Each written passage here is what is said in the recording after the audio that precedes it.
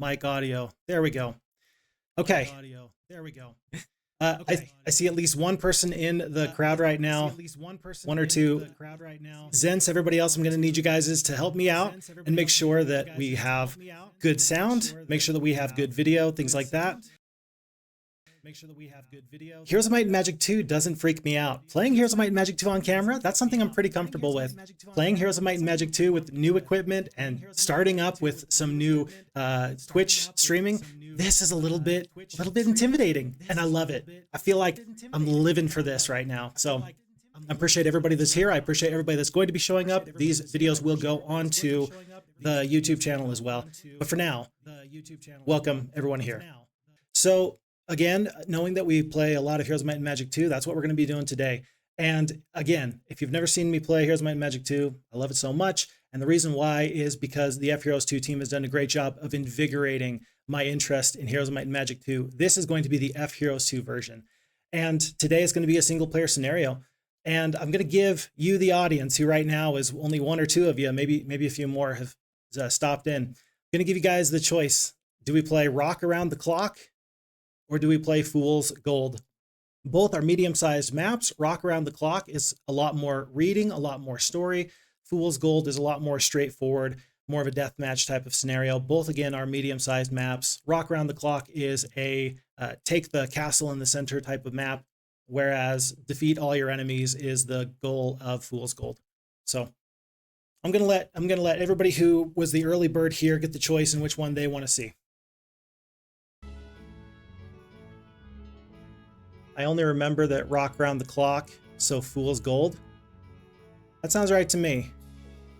Yeah, I'm a big fan of playing maps I haven't played a whole lot for, and Fool's Gold is one that I really don't have a whole lot of time with. Rock Around the Clock is a favorite story type for me, but this one should be pretty good. So with that being said, let's go down on to Fool's Gold. This is going to be a 5-player map, medium-sized from the expansion. Map difficulty is on normal, and the scenario description reads as such. A chance to end a bitter war has finally arrived as a new resource-laden land has been discovered. I see you're streaming in the free FHeroes2 category. I'd personally recommend the Heroes 2 category. I do agree, because there's more people that are subscribed to the Heroes 2 category, but on the other hand, I don't want to disparage FHeroes2. Maybe, I mean, I think that the definitive version of Heroes of Might and Magic 2 is FHeroes2 personally. I think that you're 100% right with why we would choose the Heroes 2 brand. I don't want to do the FHeroes2 team dirty by any means. So we'll consider whether we do that or not, maybe next time. But for now, we're going to stick in this category. But that's a good insight there. I appreciate that. Okay. So with this being said, we're going to make sure that this is on impossible difficulty. We do have a couple of different places we can play out. So we could play blue, green, red, yellow, or purple. It is unknown to me if any of these positions matter more than one or the other. And so for that reason, I'm going to be playing as the blue player here. And it doesn't really matter to me, knowing that this is going to be a first-time playthrough, which one of these classes we take. We're just going to leave this on random. With that being said, folks, thanks so much for being here. Let's dive right in. Lord, messages have begun pouring in from our spies in the other island courts. They have learned of a new volcanic island with vast amounts of resources. Your Majesty, with these new resources, we could put an end to a century of war between the islands and reunite them under your rightful rule. Okay, that always sounds like a good idea, just to start off with making sure that we know we are here for our legacy and for our kingdom. Long live the king. To be our champion for the king, we do start off with Halon the Wizard. That's going to be a level 1 wizard, 0 attack, 1 defense, 2 spell power, and 2 knowledge, with the 10 halflings, the 2 boars, and the advanced wisdom. Of course, he starts off with stone skin, as every wizard does. So, otherwise, we do have a boat right outside of our castle, and every single time I see a boat, I always think to myself, my word, are we going to be seafaring people or not? And always, is it a good choice or a bad choice to have my very first hero hop into the boat, or should I have the second hero hop in? We will see what our town is built off of here. Looks like we do have the shipyard in case we need more boats in the water. We do have the halfling hole, we do have the boar pen, and we do start off with the statue and the well. So pretty good town, especially knowing that we are on impossible difficulty. I'm happy to see that we've got a few things to our name. I don't think that there's any reason necessarily to keep these halflings with us. I think that for adventuring that they're just going to slow us down. we do have another wizard, Wilfrey, who has no boars, and Saracen the wizard as potential next hires. Saracen does have boars. He's probably going to be the next hero that we do hire. But just in case, I'm going to leave one of the boars here in case we have another hero that needs to move forward. There is some delay in the messages due to the distance. No problem. That's the great thing about the internet, is that we're basically in the same room. As far as I'm concerned, we are in the same room. So any hesitation, I'm just going to try and keep a good eye on the chat. And feel free to comment, even if you're just a couple of seconds behind. I'll try and slow down so we can make sure we get to all of that. Let's get Halon out of here, though. There's a treasure chest here. Anytime I'm playing on impossible difficulty, even if this was 2,000 gold or 1,500 experience, I think I would still take the gold. That just seems like a good idea. We just picked up 1,000 gold in that pile, not to mention that 1,000 from that treasure chest. And now with 1,500 additional here, we're going to get our second hero on day 1. That feels pretty darn good to me. Let's make sure that we, once again, well, because I think I want Saracen in the water, I think I'm going to move all the rest of the troops here into the garrison while he heads out into the boat. And the big reason for that is I don't think that I intend on Saracen fighting anybody, and these troops might be better used here on land. He's probably going to go try and find flotsams, sea chests, and anything else that he can get his hands on. Because the ocean is a treasure trove, there's tons of great things to be had out there. And especially if we have no resources, maybe we can get some wood from flotsam. There's no buildings we can really purchase at this time. No dwellings. We could get the orchard. I think I'm going to save my money and wait for something better. So on to day 2. We're going to take Halon. I see a couple of halflings. Well, I shouldn't say a couple. This is a flat out horde. These standing stones, I think I could come back for another time. Same with the dwarf cottage. And this is a big deal to me. Anytime I see an obelisk, it makes me think that if there's an ultimate artifact out here, we had better consider looking for that ultimate artifact. Either you go for it full tilt or you ignore it completely. I think right now we're going to ignore it. I think we'll be back in this area later. So let's carry on. Another 800 gold there. Wow, there's not a lot of free resources, but there are a lot of resources if you can defeat some enemies here. Once again, we are going to take the gold, and maybe that was actually a bad mistake. I got a little bit ahead of myself. There is a gold mine right here, just to the northwest of our castle. That is massive. Knowing that, I might have actually changed my opinion on those treasure chests. One gold mine early on means that all of your gold problems are solved. And so right now I'm just looking for all the other resources I can get. This sea chest is not nearly as good as I would have liked, quite frankly, just because of that gold mine. After spending hours trying to fish the chest out of the sea, you open it and find 1,000 gold and the golden bow. I really like the golden bow. You know who I really like the golden bow for? Wizards. Why? Because you have the halflings, you have the archmages, and you do have the titans, if you can get them. And being able to negate all of the damage that a castle wall could present to you, all of a sudden you are able to assault some castles. You're able to take some fights that you otherwise have no business taking. This might have been a mistake, traveling without all these troops. As you can see, we're going to have to go back immediately, and we can't pick up our ore. I'm guessing that this is our sawmill. Yes, I can right-click just barely, and I can get the sawmill in the bottom right corner here.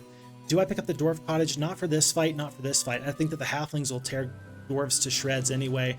Really, the boars are probably going to be the most useful thing. I'm not really moving with a purpose here with Saracen the wizard. We're just kind of exploring right now, kind of exploring our coasts a little bit. This is what I was looking for, that flotsam. That is definitely what I'm going for. And lo and behold, we do actually see the Necromancer Castle of Chandler for the red player. That's concerning for this reason to me. I assume that this map has a little bit of symmetry. And what I mean is that because you can play as the red player, the blue player, yellow player, green player, etc., I'm just going to assume that, well, I'm going to assume that they start off with a boat as well. Is there a hero not too far away from me? Is Saracen going to go down with his just one boar? I don't know the answer, but I really hope I get this bit of wood, because otherwise we are dead in the water. I think that now is actually a great time to get the orchard, and I think that actually now is a great time to look at getting another hero, simply because the troops might matter. And in this case, I'm not going to take Wilfrey the Wizard. I'm going to take Agar the Warlock. Why is that? He's got some diversity in his troops. Now, we love the boars, of course. Boars are tremendous, they're terrific, they're fantastic. But gargoyles do what they do, but better. Both are 6-speed creatures, except gargoyles, given that they fly, I think personally are always going to be better than the boars. So that just tells me in this instance that it's not going to be the other warlock hero, or excuse me, the other wizard hero. It will be Agar the Warlock. Now here's the choice. Is Agar the Warlock going to be my primary hero, knowing that he's going to mostly slot into spell power? Or do we go with Halon the Wizard, who's going to have a little bit of defense and then equal parts knowledge and spell power? I don't know. This is not nearly so cut and dry of a situation, I think, as the choice between a might hero versus a magic hero. I think for now, I think we're going to keep Halon the Wizard. I think so. I think that I would prefer a more well-rounded hero, and plus kind of leaning into spell power, knowing that there's going to be some major problems with resources on this little island if this is all we can see. I think that it's best to have a hero that has a little bit of combat stats to his name. So right now, let's move all these troops over. We are going to keep the one halfling. The rest of these troops will be useful for Halon in just 1 second, and the scouting is going to be hopefully the most useful thing here. These dwarves are going to go down soon, but I think we will focus on these halflings as soon as possible. Yeah, we've got to get this wood. If we can get more wood, we can get out into the boat. So that's going to be the end of day 3. And Agar, I think that, again, I want him to do more, but he's explored pretty much as he can. If we weren't wizards, we could take advantage of this hill fort. We unfortunately don't have any troops that can take advantage of that. We're going to finally, for the first time, pick up a little bit of flotsam. That's going to be +5 wood.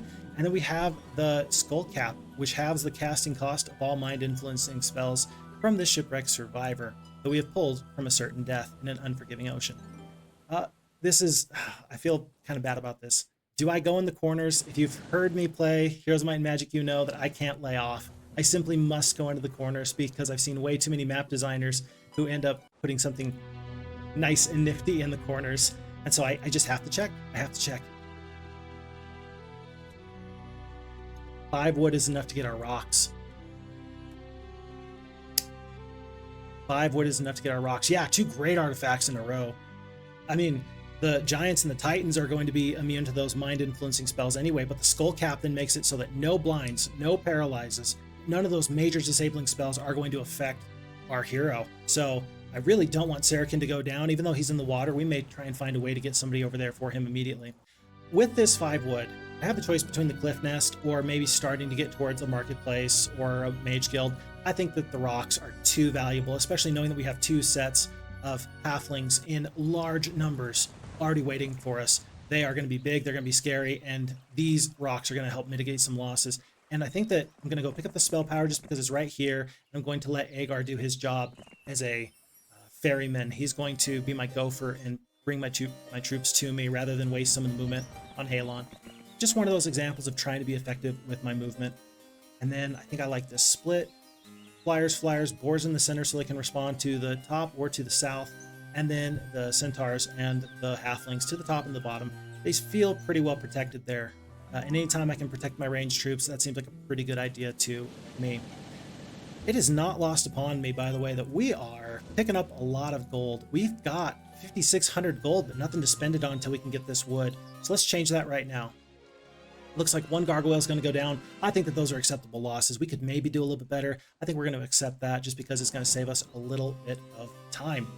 Okay, and so with that being said, this can all get cleared out by my secondary hero. I think I'm going to save the movement on my primary. I'm going to forego the sawmill for just 1 turn. Well, maybe Agar can reach, actually. If I get Halon out of the way, maybe we can reach. Even if not, I still think it's best for me to get out of here. With 2 shooters and these troops, can I take on a pack of battle dwarves? Can I take on a pack of battle dwarves? Tell you what, let's focus on the means of production. That gold and that treasure, that will still be there in a minute.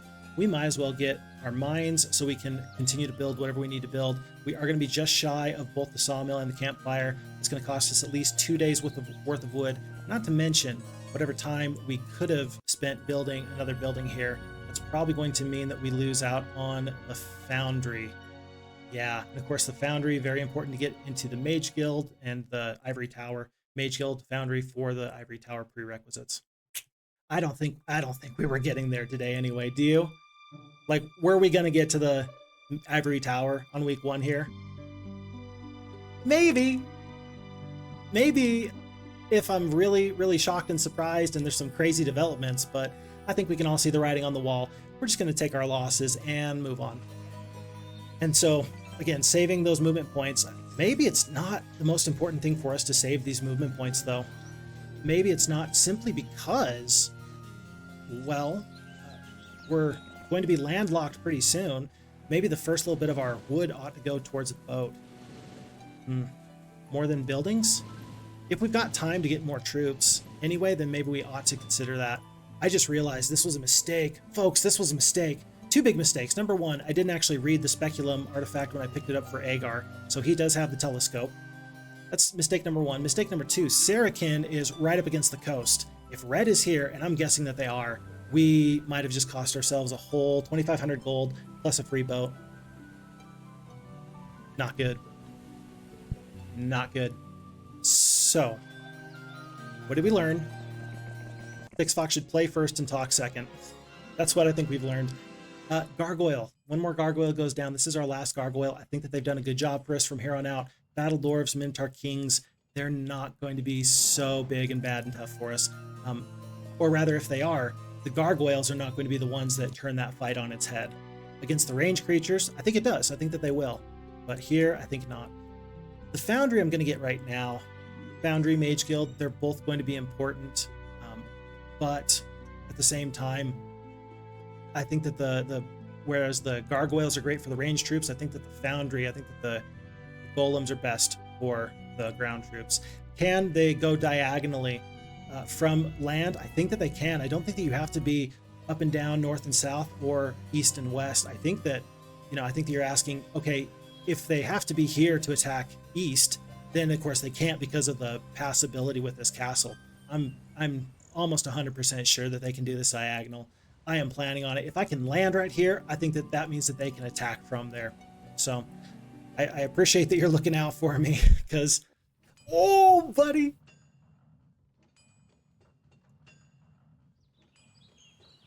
That was close. Was close. Okay, so we, for better or for worse, played that about as perfectly as we could have. How is that? Well, we didn't die, first of all. And second of all, we actually pulled Red's troops back, which is very interesting to me. Yeah, geez, you're right. And so with that being said, I think that we're just gonna continue on and see what else there is. There's a part of me that really wants to land.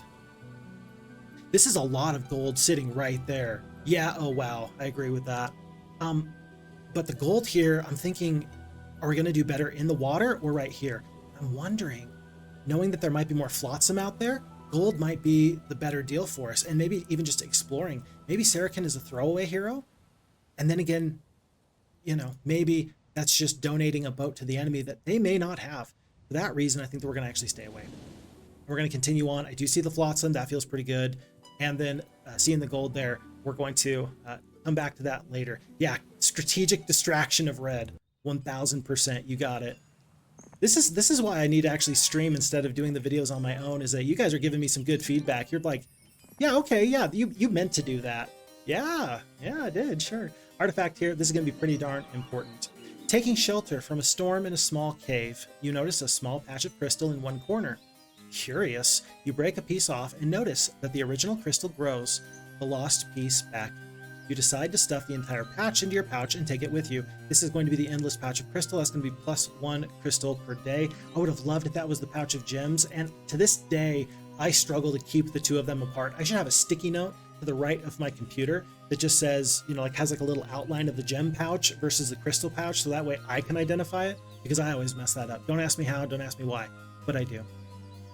And in this instance, I think that we're going to clear all of this out except for the Tree of Knowledge.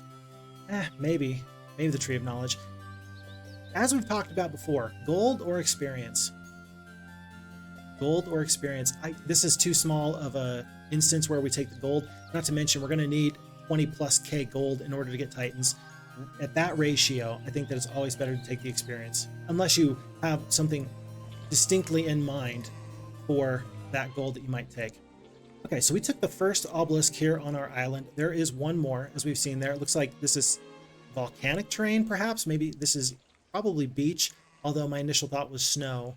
And then it looks like maybe there's some mixed types of trees here. I love and appreciate the people that can get exactly one obelisk, and then they will find that section on the map. It is always very impressive to me that people can do that. I am not that person, so we're not going to even try. We got to get the Mage Guild anyway. The only alternative thought here would be to get the the boat out of the shipyard. I think that since we're going to get the Flotsam in just 1 second, I think that for now we get our Mage Guild. That'll help us figure out if we have some additional opportunities against these Minotaur Kings and these Battle Dwarves. Magic Arrow, great for the Minotaur Kings, not as good for the Battle Dwarves, but I'm happy to take it. Very happy to take it. And we will cast that View Resources as soon as we can remember. So that takes us to the end of month 1, week 1, day 7. And on we go. Yeah, look at that. They were so confused. They were like, hey, where'd you go, man? Now they're just hanging out in their castle. Strategic. Absolutely.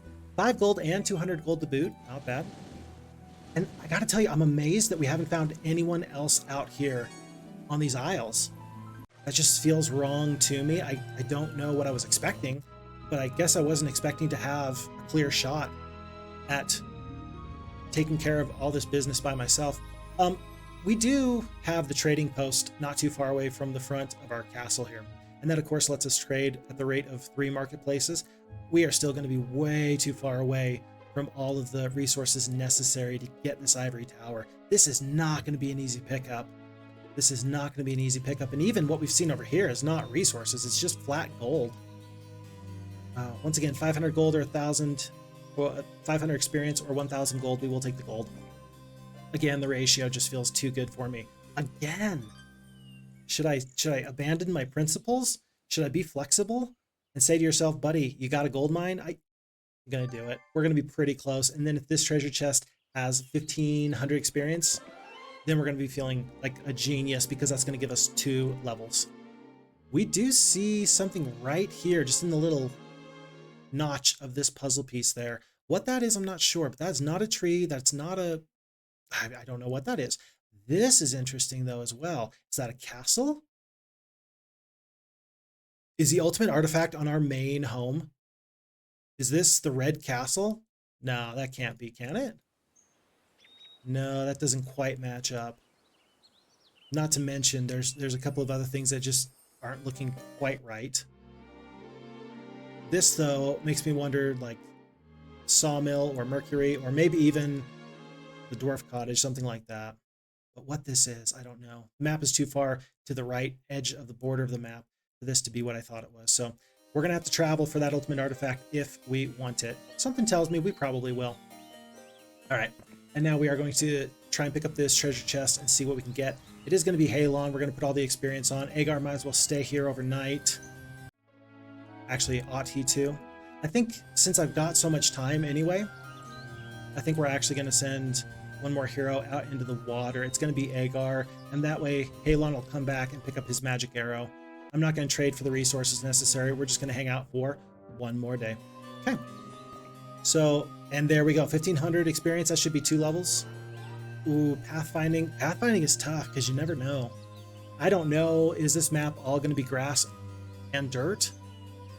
I don't know. And because I don't know, I feel like I must take pathfinding. Expert wisdom, it's going to be a long, long time until we can make good use out of a 5th level mage guild. I think we're going to take pathfinding right now. And then we get the expert wisdom on the 2nd turn anyway. Why is that? Because this isn't really a choice. Do you want Eagle Eye or not? Nah. No, I really don't. I really don't. And it's hilarious to me because every single time I see Eagle Eye in action, like, and it works and it does really, really well for you, I give it all of the accolades in the world because I love a true underdog story. That's me. I love to see the underdog overcome and overwhelm. And that feels like the Eagle Eye doing a great job and earning its keep every single time it actually does something meaningful like that. So I applaud it when it does happen, but the problem is it's so unreliable. I just can't plan on it. We're going to take Agar. He's going to have the scouting. That's going to make him a great scouting troop, plus the boar and the telescope. I don't even really mind if I give up the telescope. I'm not going to say that I want to give it up, but this is probably the absolute best case scenario for the telescope. With a warlock with scouting, with the extra additional square on top of that, and he's got the very fast boar. Even if he goes down, when he goes down, any scouting he gets is going to be absolutely critically important. Very, very useful. We're going to wait on everything else right now. And knowing that we're going to be going for these Minotaurs soon, I think that we might as well just head back and then clear back the other way as we pick up more resources. That's going to be 5 wood. We do see a whirlpool. That is a 1 in 3 chance that excess troops will go overboard. of course, knowing that we have the boar here, he's not going to, I mean, we're going to tie him down. He's not going to fall overboard. I don't care if there is a wave the size of his father, because he's a boar, so he's probably massive. Yeah, we're just going to assume the very, very best and assume that he's going to do so well for us. Whereas before we did not land with Sarakin, I think that we are going to land with Agar. Nobody else has picked this up. There could be a red hero right here for all I know. I think we're going to sail to right here, and so we have one more movement point left, and then we can potentially back off. Look at how much area we are seeing here. These ruins are actually pretty useful. Knowing that we're going to have a tough time getting troops, knowing that we have so much gold and nothing to spend it on, this might be critically important. I am thrilled for that. 20,000 gold, and I've got nothing to do with it. My word, I hope I don't end up trading gold for resources at the trading post. I hope. No guarantees, though. So that's going to take us on to day 4 of week 2. We do see activity from red in 2 instances, one over here, one over here. This enemy Falagar, we've seen him before. I think he's kind of far away. Let's make sure that we get the treasure chests. Oh gosh, we do have a couple of halflings that could protect us. I think we can get all of this. We're going to get the gold, not the experience. Gold, not experience. Pick up the Medusa, 7. 3,500 is, you know, hefty, but it's not the end of the world. And look at this, more gold, less resources. My word, barbarians and knights. I think that I might have rolled poorly. Taking anybody but the barbarians or the knights could be a little bit of an issue here. We can always go around these zombies and just land here. I think that Sarakin is much more valuable to me in the water. And I think that I ought to consider, because I do know I have a sorceress here, I got to consider if I get another seafaring hero or not. We have 24 wood. Wood is not going to be a problem the rest of this game, at least until we take somebody else's castle. I don't think it's a bad idea to pick up one more hero for, what, 1/10 the overall gold that we have. Pick up a boat. I will even send the dwarves. I'm going to leave the halfling just because of morale purposes. But everything else, I think we're gonna take Britannia. We're just gonna let her go. So into the boat she goes, and she can help us figure out where this is. Let's consider it a 2,500 gold investment in exploring and making the best decisions. One of my favorite things to say is that Heroes of Might and Magic is a information game.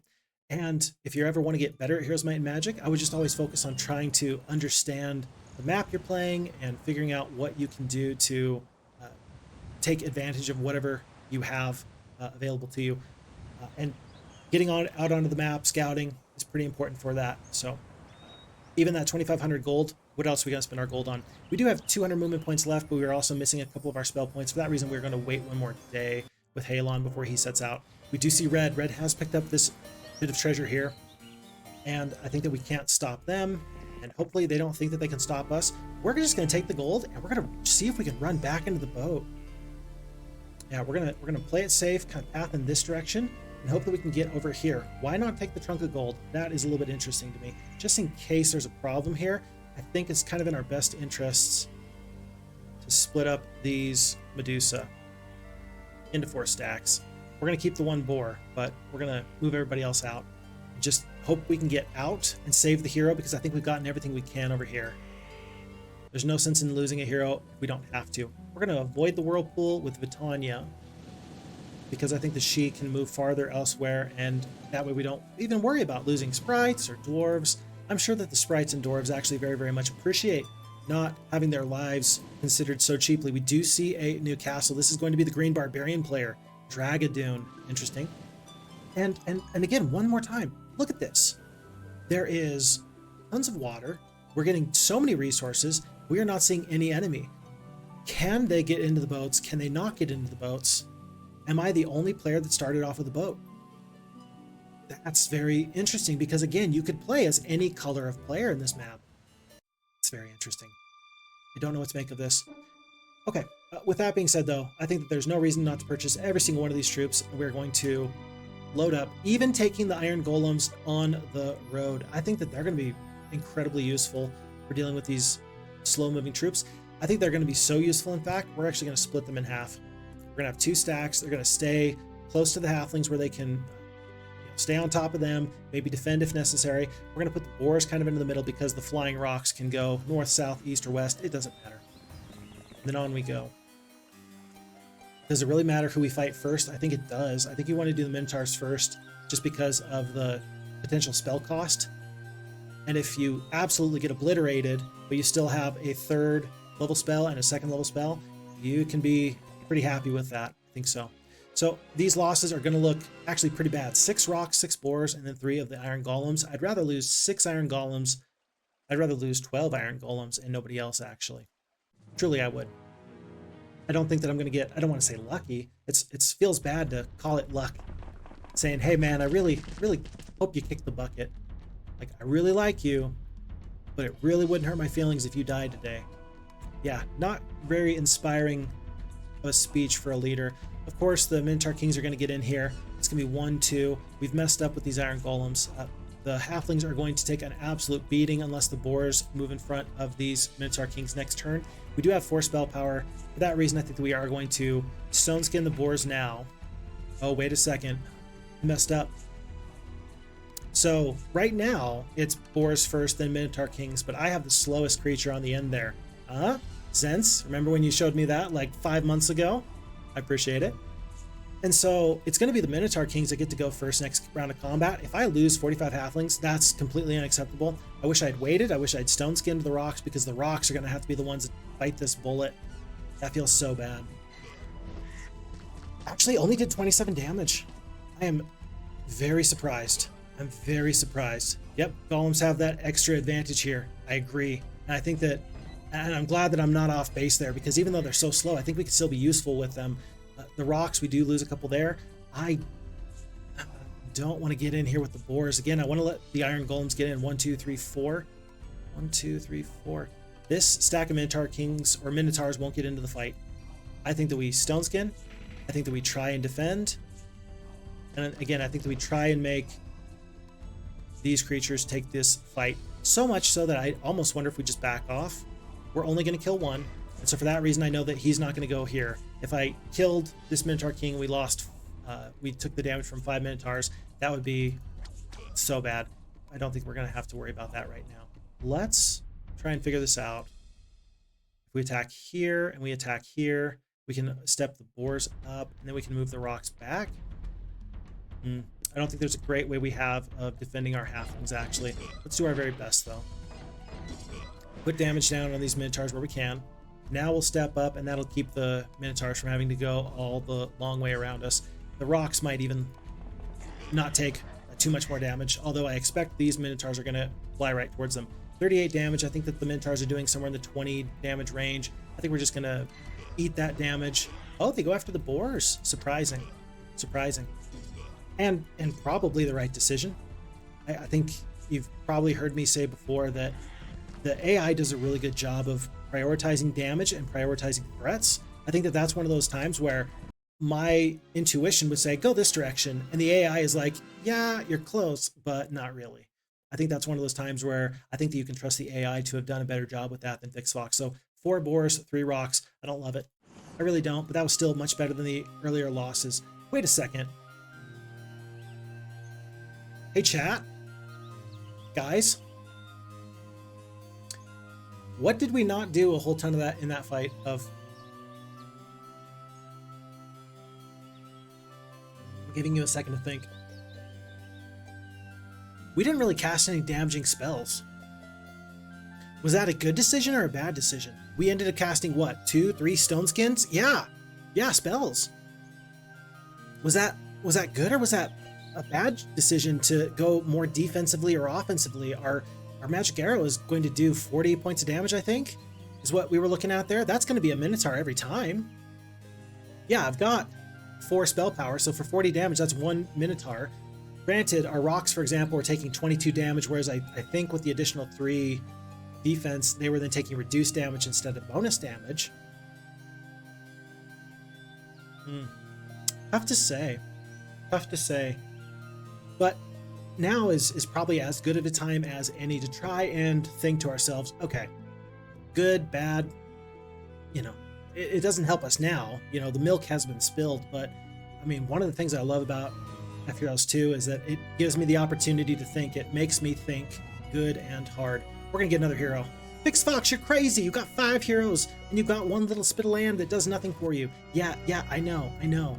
But what else am I gonna spend my gold on? I don't know. That's all I can think of. What else are we gonna spend our gold on? Here's my long-term thought though. We're gonna clear all this out with our primary hero, and then we're gonna head straight for Chandler. Should we rush Chandler and go now? I don't think so. I think that at least you want to clear out this section here as well, because there's the spells, and that was pretty critically important. That foregoes the need to get a 2nd level mage guild. But after we get this at least, I think that we could leave the dwarves. I could take them or leave them, but I think that this is our big priority moving forward. I think it is. I'm embarrassed to say that last night I did not get a lot of sleep, for 2 reasons. Number one, you know, I was kind of looking forward to this. Yeah, I put out that indication on the YouTube, a little bit of a quiz, not a quiz, a poll. Hey, if I stream, will you come and watch? And I got a great response, and that freaked me out. So, you know, thanks guys. I didn't get any sleep. Wonderful. But also, I started working on Pyramid again, the single scenario playthrough of Pyramid, and part of me wanted to play Pyramid today, but then the other part of me is like, no, I've pretty much got it down to a science. And I actually am pretty, I'll share with you, I got so close to beating my all-time record on Pyramid last night, but ultimately I fell just shy. I think I was at 23 days, 24 days. We'll check at the end of this. But why do I bring this up? Pyramid is a map where you must, in my opinion, you must get a good fast start. In this instance, it's hard to get a good fast start because boats are going to slow you down, and you are bottlenecked by your wood, you're bottlenecked by whatever flotsam you can get. And so a week 1 or week 2 rush, not really likely. I think that now though, Antioch assaulting Chandler, I think that that's pretty viable. I really do. I think that's viable. I think that it's actually going to be Flint, the wizard, who's going to go through this whirlpool and kind of explore this for me. Batanya's doing a good job. Sarakin's doing a good job. Agar's probably going to make sure he drops off these Medusa, and then we'll go from there. And still, nothing to spend our gold on. Okay, fine. We will get a Thieves Guild. Okay, Thieves Guild. We've got number of towns. Yellow is in the lead with 2. Yellow are those barbarians to the west of our position. No, that's green. So we haven't seen yellow yet, but they are on the board with the 2nd town. They didn't steal it from anybody else. So our enemies, I think that this is a free-for-all map, but they didn't steal it from somebody else. They found their own. Yeah, we definitely have the most heroes, followed by purple. We haven't seen purple yet. And then Sandro, Astra, Luna, Joe Josh. If we see any of those heroes, we need to be pretty careful, pretty cautious. Oh, and Agar says, so long, Thalagar. So long. I'm even going to leave Agar here. I'm going to have him actually get out rather than go and explore. I think that that's going to be useful for me because Halon's going to need a boat. He's going to want a boat. And then we're also going to want to have somebody come over and pick up dwarves and things like that. While pausing to rest, you notice a bobcat climbing a short tree to get at a crow's nest. On impulse, you climb the tree yourself and scare off the cat. When you look in the nest, you find a collection of shiny stones and a ring. This is going to reduce the cost of all summoning spells. That's excellent. But again, since those are pretty much 5th level spells, I don't plan on that being too important anytime soon. Additional gold, additional these things. Just sailing around. By the way, we see for the first time another boat in the water. Troy. This is an undefended town. This is a warlock town. It looks like Valagar is coming this way. I think that we're going to give Red 1 second to get out of this castle, and we're going to backdoor them in about 2 days. I think we're going to take their castle. They're probably going to take Troy. They're going to get all this resource and all these nice things, but then we will have a Necromancer castle that is at least up to liches. That's my current plan. That's the theory I'm working off of right now. But this boat is scary because if a hero jumps in the boat, we're in trouble. As I was saying though, speaking of bobcats, One of my all-time favorite stories, I think I've mentioned on stream, or not on stream, but on the YouTube videos a couple times. Whoop, hello. I think I've mentioned Atlanteum. Yellow. There's Yellow. That's not their main hero, though. I wonder if there's more than just one whirlpool. Interesting. I think we're going to collect this. I used to work at a wilderness therapy program in Arizona where I worked with at-risk youth, kids that were dealing with issues like drugs, depression, behavioral problems with their parents, things like that. And one of the scariest times in my life, maybe it was a bobcat, maybe it was a cougar. I don't really care because they're both just about as scary to me. Although the bobcat is, I would say, much less dangerous. Bobcat was circling this band. I'm supposed to be the lead trail walker, probably 120 miles away from the nearest town, in the Arizona backwoods. Just loving life. I'm sure you can understand. And this other trail walker I was training at the time, brand new, and kind of like a city girl. She didn't really go camping prior to taking this job. She wakes me up out of a dead sleep and says, I think that there's something out there. And I go, Psh, what are you talking about? There's nothing out there. Like, it's okay. There's noises all the time. Just, I'm going to roll over and I'm going to go back to sleep. And she goes, no, I'm serious. And just as I'm about to roll over, because I'm just that dog tired, this sound comes from the river. Splash, splash, splash, splash, splash. And I sit up straight out of like a dead slumber almost. I am wide awake now. Long story short, we heard splashes all night circling the camp, and I didn't sleep anymore that night because whatever it was making that splashing sound was big. And whatever it was circling us. If it was an elk, if it was a deer, even if it was a javelina, some kind of bush pig or something like that, they wouldn't make that kind of noise. Whatever this was, it was big and it was predatory. And later, the next day, I found a dead sheep that obviously had been drug into a tree, and that more or less confirmed my suspicion that we were dealing with the elusive cougar or bobcat. I think that they both have those similar tendencies. So we lose one Medusa there. I don't think that's better. I actually think that's worse. I think that's worse. Close. Anyway, but one of my favorite stories, and every single time I see that Ring of the Elemental, it always makes me think of that story. And then I'm that guy that can't not tell my funny stories when something reminds me of them. So occasionally you're going to get fun stories from me that maybe they're not the most Heroes of Might and Magic centric stories, but I sure like them. I sure enjoy them. I don't think I need to be careful about this lightning helm. It's 50% reduced damage. And yet I think I'm okay to potentially be a little bit risky with Flint because we've only seen one enemy in the water and they're not there anymore. I think that they sailed manually. I don't think that they're going to run right into us. I really don't. I really don't. Okay, here's another thought for you. Didn't know Arizona had enough woodland for moose. I probably did say moose, and you're right. I don't think Arizona does have moose. Deer, elk, caribou. They look like impala or gazelle. They've got some like kind of ibis types of creatures. Cudamunde. People think Arizona is just a straight up desert, and it's teeming with life. You just got to find it. And the further north you go, the more life you're going to find. But yeah, I probably did say moose, and I think that you're 100% right. I don't actually think that there's moose to contend with up there. If there were, I tell you what, there's some things that you don't mess with, and a 2-ton animal that is unpredictable, not my favorite thing to deal with. Not something I plan on ever dealing with if I can possibly help it. And yeah, the moose is that guy. It's like, you know, everybody says, oh, Rocky and Bullwinkle. If you remember Rocky and Bullwinkle, it's an old cartoon, and you know, Rocky was the flying squirrel and Bullwinkle was the moose, and they went on wild and wacky crazy adventures with Boris Badenoff and Natasha Fatal and, you know, nifty stuff.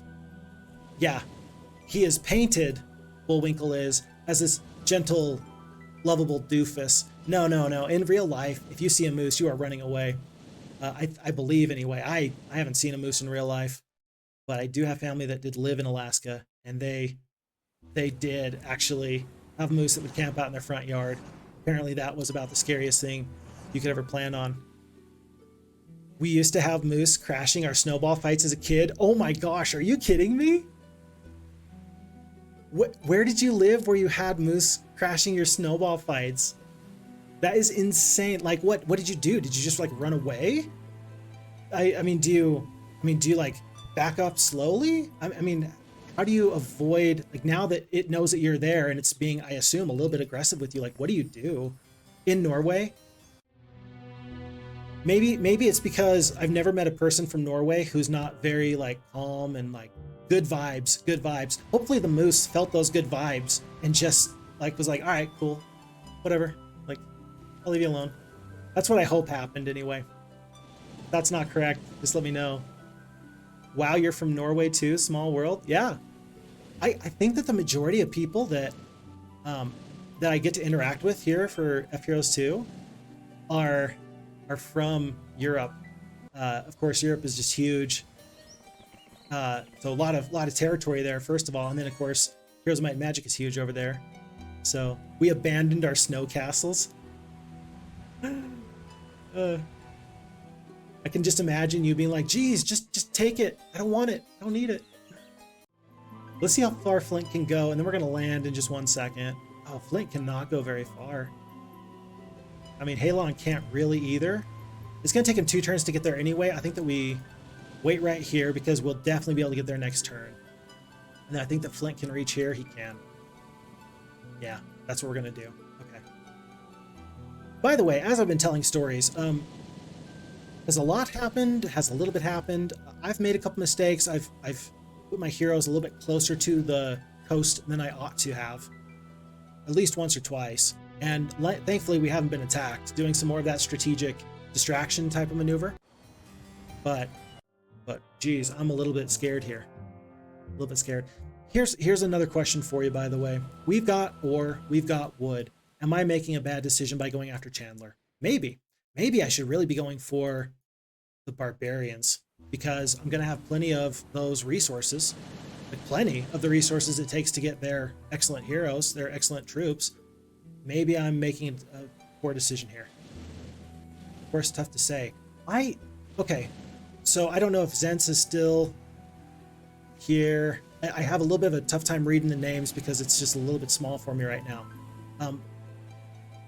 Yeah, that's Zentz. Okay, yeah. So I think Zentz was telling me on the river or the crossing, whichever that scenario is, picking up the mace, Thunder Mace of Dominion for the +1 attack, that the map for the river or the crossing has changed significantly with FHeroes2 because the AI does not utilize water-based combat as well as the original did. I don't know how correct I am or incorrect I am on that. Perhaps Zentz in the comments can give some more feedback on that. But if that's the case, I'm wondering if maybe this map is actually a little bit easier for me because we haven't seen any other heroes in the water save Castor. It's interesting to me. Really, it is. It is. So, yeah, that's my impression. Yeah. Halon the Wizard. So we're level 3 right now. We do not have a ton of troops. We really don't. And we don't have troops that are behind us anytime soon. I think that knowing that we are only up to our 4th level creatures, Chandler here has got their 5th level creatures. Maybe this is the very best time that we can attack, and maybe this is just not going to cut it. I don't know. But if the enemies come back and they adequately defend Chandler, we might not take it. I don't want to say ever, but anyway. Yeah, not many observation towers, and so then the explorers for the AI, they got a better job to do. They got more that they need to focus on, and so they don't get into the waters quickly. That makes sense in the way that the AI is coded. And so if there was just like one observation tower here, they wouldn't feel the need to go every which way. They could maybe get into the boat a little bit quicker. I really, tell you what, I know that we've been sailing in this direction. I don't feel good about this fight. I feel much better about this fight, and then I like my chances after I land. It's day 4, so this is still the right time to make this change. because we're still going to be able to get here before the beginning of the new week. I haven't seen Cyclopes. I think that this is going to be the best thing for us. I really do. And as soon as we take a castle that we can purchase heroes out of, we're probably going to dismiss people and just hire new heroes just so we have more room, more heroes on the map, because heroes bring troops with them. Right now, that's probably my easiest way of getting more troops. So there are 2 green heroes on the map on their little spit of land. That's probably Castor, who we just saw sail in this direction. Probably. Unknown. We are officially going to land. Graveyard is maybe for later. I hope that we are able to get that. But we are going to land. And if there's a problem, we've got enough gold, we can surrender. Folks, we can surrender anytime we don't feel comfortable with what's going on here. I didn't even pick up this Spade of Necromancy. I just didn't think it was necessary. There are 2 dwarf cottages here. Probably not a bad map for sorceresses. We've mentioned how this is good for barbarians and knights because of the hill fort and because of the wood and the ore. Dwarves, okay, yeah, same deal, plus the hill fort. This might be ideal for a sorceress, actually. Minus the mercury. And you do need mercury in a couple of places. Magic Garden, okay. Let me just take a quick look at our kingdom tab. This is useful for you too, probably. Folks, we've got 100 wood.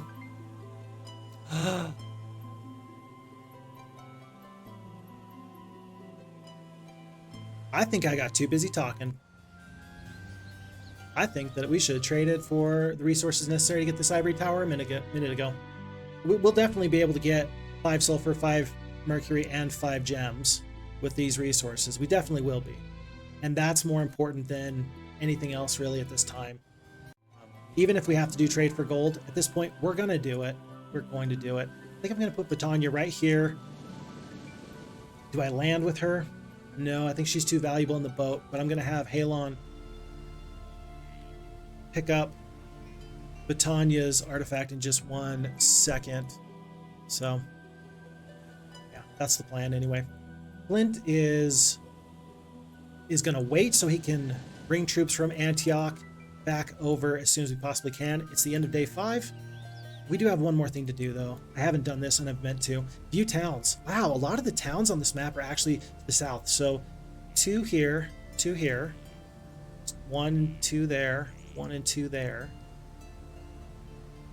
And so yellow picked up there. I'm having a hard time seeing that. I think that's got to be warlocks because it was Castor, and he had warlock troops. And then these troops over here, it looks like it's barbarians and knights. It's better for me, for sure, if these castles are not the same. If they are mismatched, that's better for me. Ooh, Troy has hydras. What? Troy has hydras? Oh gosh, that's scary. Okay. Anyway, end of day 5. Agar's going to go to that trading post very soon. Oh. Now here's the question. Is Thundax coming for me, or is Thundax coming for Battania? I don't know. We're going to have to wait and find out. But I think that we are at least committing to this fight right now as Battania sails away, having given up her artifact. Again, at this point, it's going to cost me a boat.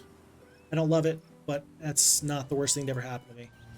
I told you a story about a cougar that was going to attack me. Yeah, that's definitely worse. So, worst thing that ever happened to me? No. Ooh, I overestimated my ability to trade for these resources. We're still going to do it. We're just going to trade until we have 12 wood left. We're probably going to end up trading gold for mercury very, very quickly.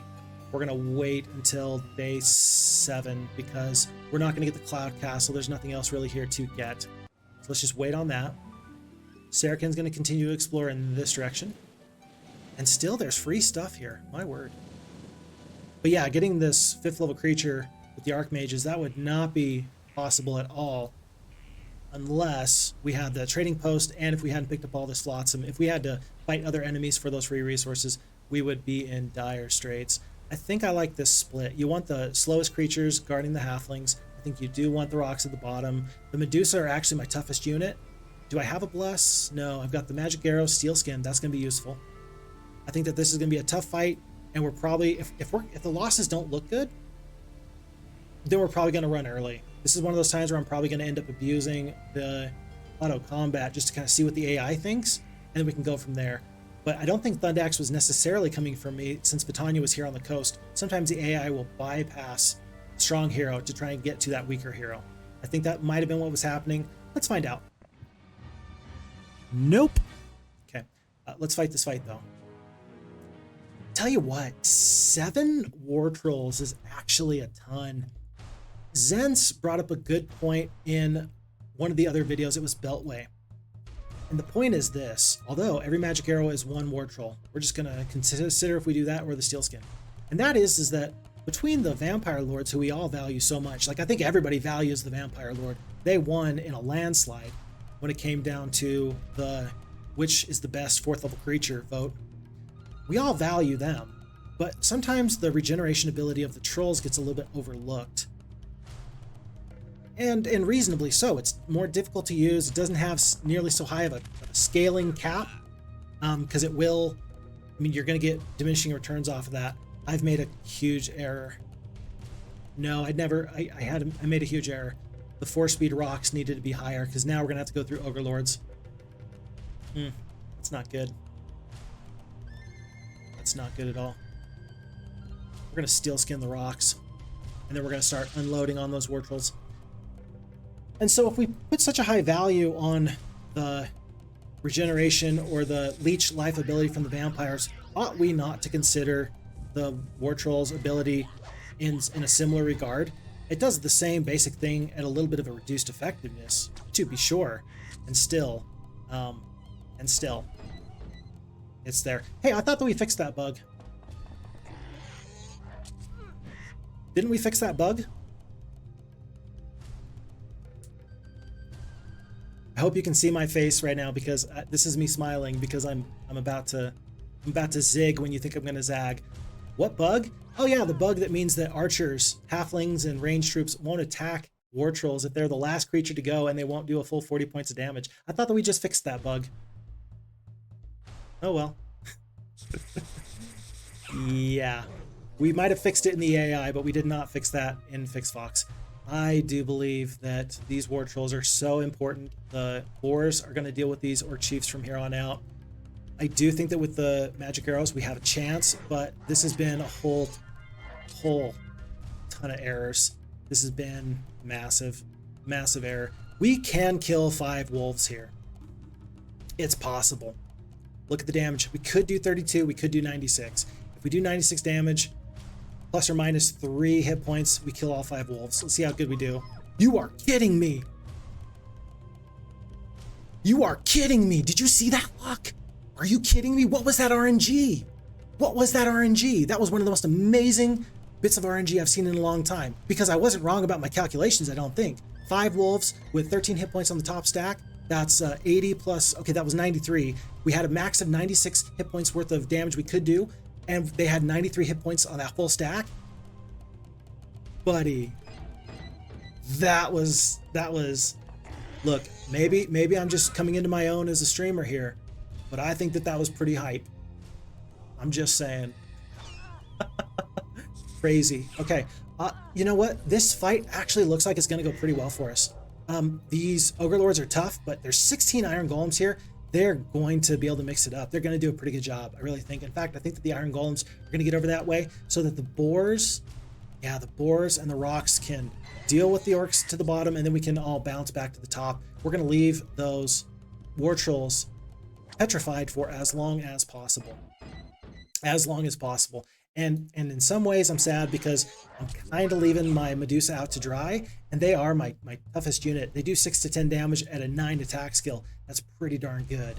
But I feel like there's enough surface area on these ogres. I think I can wrap up these orcs and then move to the top, and I think I'll be just fine. We do have, again, all these spell points. I don't know if we really need to save any more of those spell points. Didn't he have a dispel? He did. I think he's out of spell points. Yeah, he does have a dispel. Lundax, you've got 5 spell points left, buddy. You had 10, you have 5 now. Huh. Oh, it was 95 damage?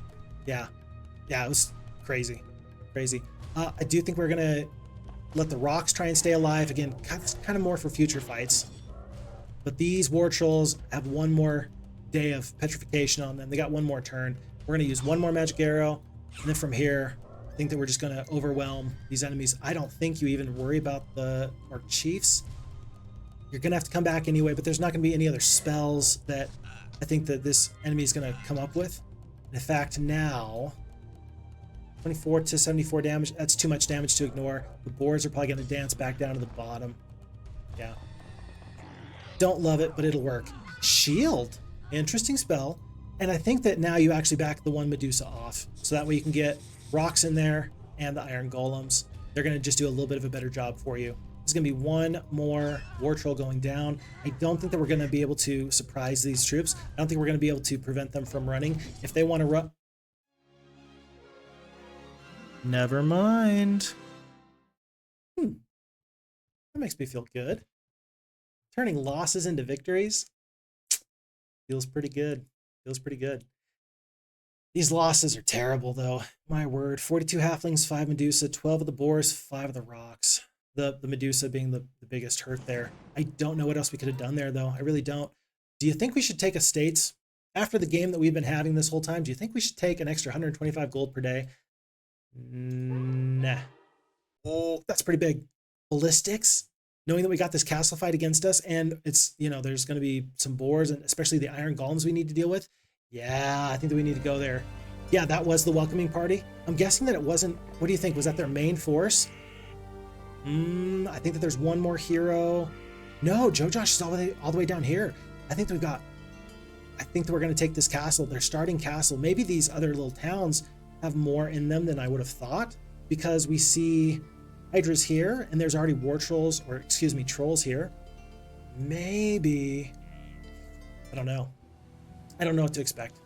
But I do know that Agar is going to wait for one more turn, and then we're going to get our 5th level creatures. We're going to try and overwhelm these barbarians. We're going to take their creatures. We're going to steal their souls, and then we're going to go from there. I don't think that you want to dismiss the one Medusa just to split the rocks, although I'm immediately considering it. I think that because you have the ballistics, you can more readily rely on your golems. I think that's what we're going to do. So let's actually fight this fight. Any other changes, though? Do you want rocks to go before anybody else? They have 1 4-speed creature, 1 3-speed creature, and then 3 2-speed creatures. We're going to have the speed advantage this entire fight. I don't think it matters. The Medusa is going to go first, and that might actually be helpful to let their goblins go first, so then that the rocks get to go after their goblins do. Okay. These losses, believe it or not, on day 7 look acceptable. Losing all the rest of your rocks, I don't love it, but I think that's acceptable. We're still going to fight the fight again. Don't worry about that. But and mostly, if for no other reason, then we have however many magic arrows left. It's not a lot. We ended up really kind of exhausting ourselves here. We got 3 more magic arrows. That's 150 damage. That's enough to deal with all these orc chiefs. Okay, and we do immediately break through. Unfortunately, the boars are going to still take 3 turns to get down the battlefield. But these golems, they're going to do their very best too. They're going to be behind, though. I think that we hope that the enemy comes out. We're going to leave the Medusas just down here a little bit. I think that we must attack these orc chiefs. Not the orc chiefs per se. It's more going to be about the goblins. But we're going to do that. Yeah, just so that way we can prevent full damage from these orc chiefs. In fact, I think that you're... Oh, geez. We have a max of 51 damage, and there's 46 peasants. Believe it or not, this is actually not a waste of our time to attack these peasants at reduced damage. We didn't even kill them all. That does save some damage on the rocks, believe it or not. I give peasants a lot of crap, and rightfully so. They don't deserve... I almost said that they don't deserve your love and affection, and then I stopped myself. I was like, that feels too harsh. Too harsh. And yet, I think that it's worth noting that... Not my favorite. I did not use Magic Arrow turn 1. If we end up taking one more round of turret shots because of that, I sincerely apologize. I'm having a lot of fun here. I'm looking back and forth, you know, trying to see if there's anything on the chat, seeing if there's anything else popping up here, and having a good time. Folks, I'm having a good time. I'm having a good time. I appreciate everybody being here. I don't know. I don't get to see how many people are currently in the chat right now, or who else here. There could be no people here. I could be talking to myself right now. I'm still having a good time. Yeah. Still having a good time. Yeah, I see you. Okay. Who is that? I'm gonna have to take 1 second to figure out who that is, but I will. I appreciate you saying hi. I'm excited to see afterwards all the people that did drop in, because folks, I gotta tell you, I'm absolutely humbled. I'm humbled that people are spending time on the YouTube videos. I appreciate that people are spending time here with me. Truly, honestly, I appreciate every little bit of what you guys are doing. Thank you so much. There's a whole ton of numbers there. Just reading up on the Resurrection, didn't know about that. Yeah, if this is your first time hearing about the Heroes of Might and Magic 2 Resurrection project, it's fantastic. Oh, it sounds like you've been enjoying it. Yeah, it is really tremendous. I mentioned earlier that it's really renewed my, I don't want to say interest, but it's true. My interest in Heroes of Might and Magic 2. Heroes 2 has always been, I shouldn't say always, but I think that it's always had this special place in my heart. And recently it's really just taken off because FHeroes2 makes it so enjoyable to play. Like, it's so enjoyable. Whereas before there was a lot of, I don't want to say tedium, but it was tedious. It was tedious. We don't have any of those problems now. It feels smooth. It feels great. And it feels like we have a major problem on our hands. Do we go for the pyramid? 20 ore, 20 crystal. We need 6 crystal. We can exhaust our wood. We can exhaust the sulfur and the gems we just spent. We could get the pyramid, which is the 6th level creature, or we can get the mages. Which is going to be more helpful for us in the long run? I think the pyramid now. I think I was hasty. I traded all of my wood when I should have waited. We're going to see if we can pick up any other resources anywhere else.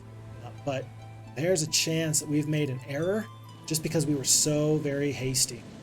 And I think if we could get it back, I think that we would wait to try and get some of these other troops, these other resources. I'm not Norwegian. I'm American. I'm from I don't want to say the West Coast. I'm from the mountain area. I'm from Idaho, which is sandwiched in between Oregon there on the coast and Wyoming, which is kind of more to the Midwest. And if you think to yourself, Idaho, that sounds like a nice place, it's beautiful. It's thrilling. So that's where I'm from. And so right now here it's 6 p.m. and I do apologize for all the people that are staying up so very late. I hope that you don't wreck yourself for tomorrow, because I love Heroes and I'm glad you do too. But if you've got a life, a job, family, I hope that you're taking care of business with them. Okay, I've put this decision off far too long with this trading post. Let's just take a quick look. What can we do? We can't trade any of the ore because ore is required for the pyramid. You can trade 1 patch of ore, this trading post. And we need 6 more. We need 5 more. We need 4 more. 3 more, 2 more, 1 more. And then gold. We're gonna do it. I don't love this. I don't love this choice because it feels bad that we're giving up so many resources, but I think that this is actually the very best thing for us. In fact, we might trade for the 2 mercury or the 2 ore in this whole trade. So we're going to exhaust our wood. We're going to, gosh, we got way more gold than we know what to do with. We're just gonna do it like that. That's gonna be the very best thing for us. And we're gonna pick up the pyramid. Yeah, do I love that? No, but that still saves us the sulfur and the gems for the mages later. I do think that this is the best decision, and that we can hopefully use this to roll into this barbarian town to the south. Okay, that was a stressful final day of this week. You got into the boat? I didn't even notice he got into the boat. Okay, from here on out, I think we can kind of pick up the pace here a little bit because there's a lot to be done and very little time to do it. We do need more crystal. That is true. Let's trade for 5 more crystal. Very expensive. So 5, we'll see what happens when we purchase out the rest of these troops. I think that the rocks are going to stay in favor of the ogre lords because they're just that good. In fact, iron golems are so much slower now. I think we can upgrade with 6 of the ogre lords over the 11 iron golems. The speed there does matter. And then I think that I wouldn't mind having these trolls. We've just seen how effective they are, and that'll give us some long-range damage, especially knowing that our halfling stacks are very depleted. Are the boars or the halflings better or worse than any of these other troops? I don't think so. I think the wolves and the orc chiefs and the goblins ought to just stay behind. And for that reason, we're going to move on after I trade for just one more crystal. I wanted to see what the gold looked like before I traded for one more bit of resources there. And let's set off, because I think that this enemy here is ready for us. Josh, I got a feeling he's actually going to land, or he has landed. I got a feeling he's going to see that we just purchased these troops. I think he's going to go back in the boat. I think he is. We are faster now, but not by a lot. Knowing that we just dropped off the 2-speed iron golems, plus we can take one step out. And if he wants to fight us, we wanted this fight anyway. We do have full spell points because there was a mage guild in there.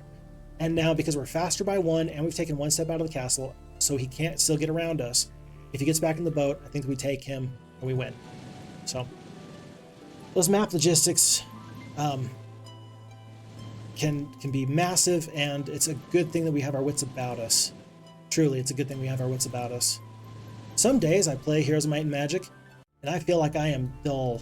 I feel like I am a individual that is not sharp and not shiny, just absolutely struggling. Today, we feel pretty good, and I blame you guys.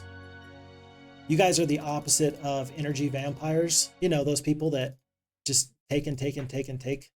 Yeah, you guys are giving me that energy, and I appreciate that very much. We are not going to be able to get to Flint this turn. That's okay. I think that we're going to still step out. We will just set off for tomorrow. I like our plan. Month 1, week 4, day 1. Picking up the graveyard there. That's interesting. You never know what that graveyard's going to be. Why would you do that? Phineas is obviously tougher than Vitania. I don't know what to make of that decision. There must be a priority that's much higher on his list than Vitania. How that can be, though, I don't know. She does not have enough to take any of these fights. She has been a scout pretty much this whole time. I do need to take a quick look. Saracen. I do need to get Saracen back up to my primary hero. And in fact, I think that now's a good time to go into that whirlpool, unless we can't catch them. If we can't catch these enemies via boat, then I think that we're in trouble. We are going to be 1 movement short.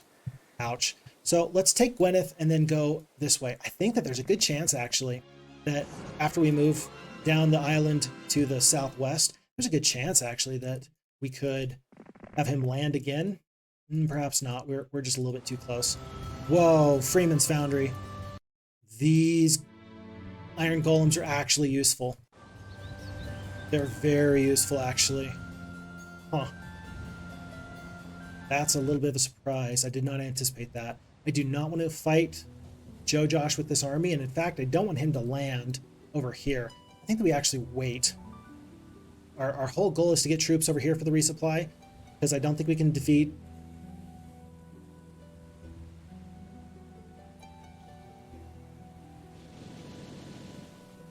I don't think we can do this.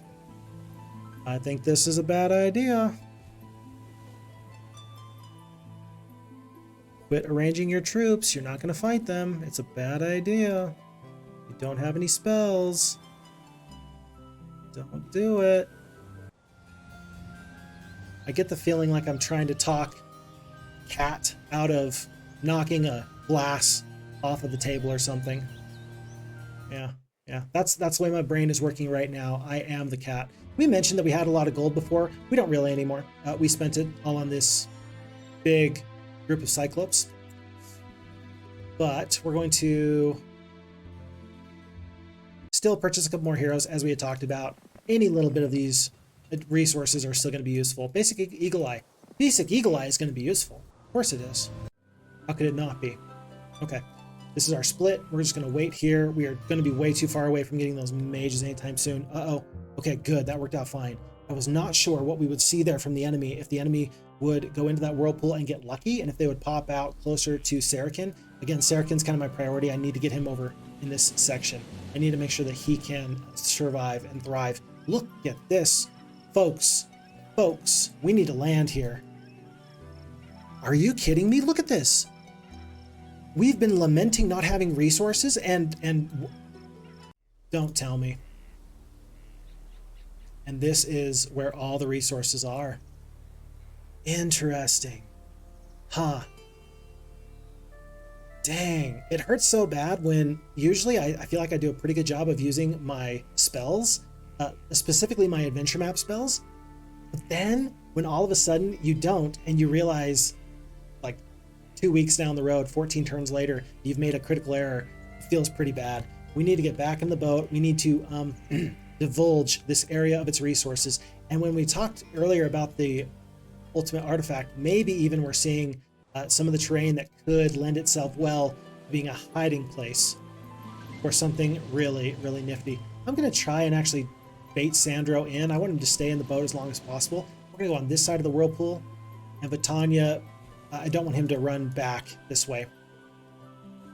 And I don't want to deal with these troops in Chandler. Now that the enemy has gone over this way, I think it was Phineas, the barbarian. I think that now we can go and look to drop off these troops. Interesting. I keep going back and forth. It feels like there's a tremendous amount of tension. Not pressure, but tension. And that tension comes from playing this game of distance with the enemy, where I try and defeat them where they are weakest. They try and defeat me where I am weakest. And it's this constant battle for position.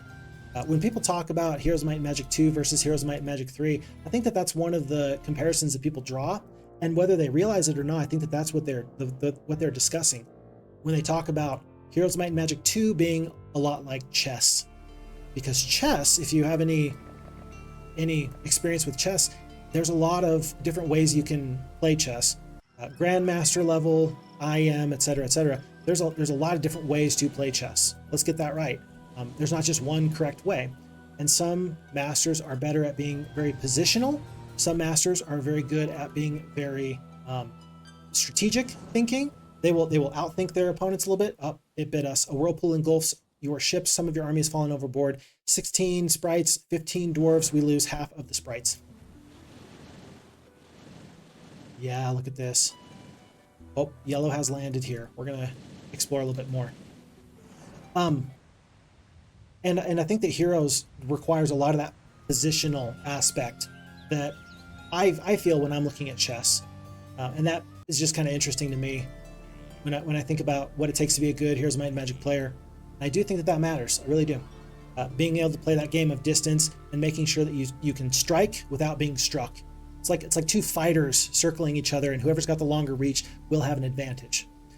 You come upon a caravan of gypsies who are feasting and fortifying their bodies with mead. They call you forward and say, if you can prove that you can dance the Rama Buddha, we will reward you. You don't know it, but try anyway. They laugh hysterically, but admire your bravery, giving you a crystal ball. That's going to let us see some extra things about our enemies and our neutral armies that we might come upon. Do I play chess? Yes, I do. I'm not particularly good. Okay. Okay. It's hard to think that you're not bad at chess when you can go 50-50 playing on chess.com or Lee Chess. But because you're up against people who are of your general skill level, you're going to win about 50% no matter where you settle. My dad taught me chess at a very, very young age.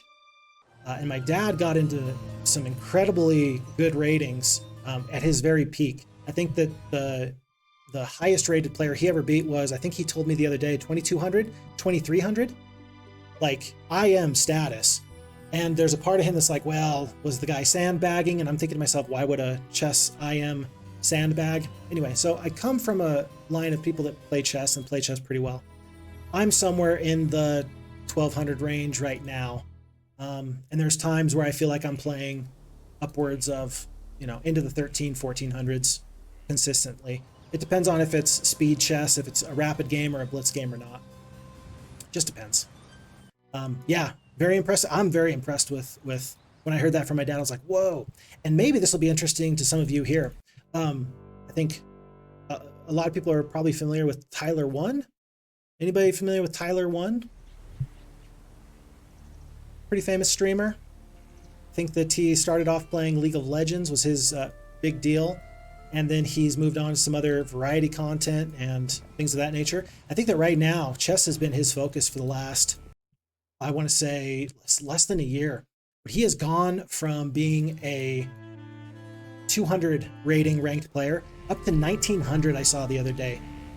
in less than a year, he has gone from 200 to 1900. And part of that is just because he is an animal and spends so much time in game playing against people and doing puzzles. I think his puzzle rating is higher than Hikaru, one of America's great current chess players, really good at blitz and speed chess.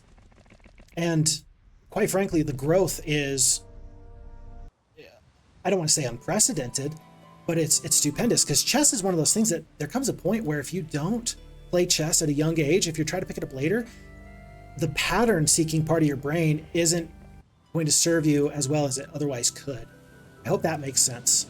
That's just from what I've been told from other people. The earlier you start at chess, the better you're going to be. And I tend to believe that that's true. And I think, I don't know, he's in his 20s, I think, Tyler won, but going from that low of a rating up to that high of a rating is absolutely stupendous. So very impressive to see what people can do when they put in the time. Yeah, very impressive. These maps are weird. How do I mean? Whirlpool. How many troops did you just lose? Did Luna lose troops going through that whirlpool like 12 times? Are these maps going to be a little bit easier just because the enemy is going to hurt themselves in weird ways? I don't know. I wonder, though. I wonder. Flint is probably going to get right back into the boat. No, we're going to have him actually carry these troops over. I think I'm going to have him just kind of try and hold this peninsula. Saracen needs to drop off all of his artifacts, and he's getting right back into the water. With 3 slots left, I still fairly comfortable about this. I think I've got enough crystal. Holy Pendant, immune to curse spells. That's actually pretty useful. And this telescope, the elemental ring, that's a keep. That's not going to help me. I think I can keep the endless patch of crystal safe, but I would hate to lose it. I think we're gonna keep that back on Myra. Myra is going to take Saracen's crystal as Saracen gets back in the water. I do want Myra to also get those other golems upgraded for free, because I don't got 5 mercury. Do you have 5 mercury to upgrade the Freeman's Foundry? Or the whatever it is into the something else? I don't. Whoa! Sulfur. If I was a warlock, this would be a high priority. I am not, and yet I will take what I can get for free. We need to land. We needed to land forever ago. Probably going to have Myra meet up one time just to make sure that the troops are most correct. Month 1, week 4, day 1. There's a lot to be done here. All right, folks, I'm going to pick up the pace. I need to focus, and why is that? So, I don't stream. I know I'm streaming right now, but why don't I stream? It's because I don't have fast enough internet. Phixfox, you're streaming right now. What are you talking about? Dude, I'm at the library. It's 6:30. They close down in half an hour. You know what that means? We gotta go! All right, we're gonna beat this map. We're not gonna do a 2-parter. So, folks, give me your energy. Let's make this happen. Yeah. Let's make this happen. If there's an enemy on this island that's like super tough, we're going to be in a little bit of a struggle. That's okay. We're going to embrace the suck. If it sucks, we're going to embrace the suck and love every single second of it. So as we're moving through here, even if we lose Vitania at this point, she's paid for herself time and time again. It looks like we do have one more empty boat here for Flint. Flint's going to get back into the water. Picking up those Cyclopes was really the best decision, because the mages would have been more of a long-term investment, I think. Although it is day 7. Any chance? Is there any chance? We've got the sulfur. We are so close to the gems. We're going to do it. We're going to get the ivory tower right now. So, trading on over, at this point, the ore. A little bit of ore. We need 5 ore left at the end of all this. That's going to be 4. So let's do it like that. And then let's do like this. 1, 2, 3, 4. Oh, wait. Oh. There we go. And here. And again, this is more of an investment. I wish that we had done this a while ago. Really, this feels like the latest mage tower ever. I don't think there was much else I could have done here. Okay, so we do see green on that island. We do see red on that island. All points are converging here. And here's the thing. Even if we lose a hero, that doesn't mean that that's the end of the scenario by any means. Look at that. You're going to lose troops the longer you go through that whirlpool. What causes the AI to do that? I do not know, but I am so interested to find out. I don't think 6 Cyclopes are nearly the match for this Dragon City as I would wish that they were. They're just not. Even these Master Swordsmen are going to give us a little bit of grief, a little bit of trouble. Thankfully, we do have a couple of spells. We don't have a really great damaging spell, but the Magic Arrow is going to be doing 50 hit points worth of damage, not to mention +6 on the Steel Skin. That's great. That's really great. Problem is, Master Swordsman as a 6-speed creature, that's going to be a little bit tough. I had supposed to myself, maybe I can save a Cyclopes, and I'm going to do my very best to do so, but it's not going to be easy. I'm hoping for a double hex attack, and I am hoping that we're able to get, really, I'm hoping that we're able to get at least 1 or 2 paralyzes off here. These Master Swordsmen are going to get into these halflings, but they're not going to go until after my Cyclopes do, so we're going to wait. Magic Arrow or another Steel Skin, I'm not sure. We're going to wait on the boars, and we're not going to move, we are going to move forward. Potentially taking some damage. We're going to wait, though. I will focus on these troops that can hit us this turn. Oops, my bad. And then we do have the Steel Skin. I think that we ought to do this double hex attack. There's 1 paralyzed. Excellent. Let's see if we can get 1 more. No, we do not. We still have, it looks like 42 hit points on these Cyclopes. They are so tough. They are so tough. And our halflings are going to potentially, let's see, not attack this paralyzed group. Let's attack this group of 7. Let's bring down their biggest group. The AI doesn't consider going through the whirlpool as a danger, so they'll just go back and forth until they reach where they want. Yeah, I would think, though, that they would recalibrate their decision-making based off of the troops that they currently have in their army. You know, they're not just going to say, I'm going to get there or else. They're going to say to themselves, well, I should probably recognize that I've lost all of my ranged support creatures because of my, I don't want to say foolishness, but foolishness. Maybe I should turn around. You would know about the AI better than I would, but I think that those calculations are made in real time. There's one hero over here, Joe Josh. We got to take him out. He can't get too much stronger. If he gets, I don't know, artifacts, if he gets experience, that would be a bit of a problem. Vitanya's heading in this direction. Let's see what she can find for us. There's crystal, there's gems, there's mercury. Wow, we should have been here forever ago. What was I doing? I'm not going to say disaster. I've mentioned at times that I get stuck in certain word patterns. I have a word of the day that'll just keep popping up again and again. And one or two videos ago, the word was disaster. And it was, oh yeah, it was an unmitigated disaster. Like, stuff happened and it was terrible, you know, but that happens. If everything is a disaster, then nothing is a disaster. Don't think AI loses troops through the whirlpool on heroes, not sure. Don't think the AI loses. It does. Yeah, I think, yeah.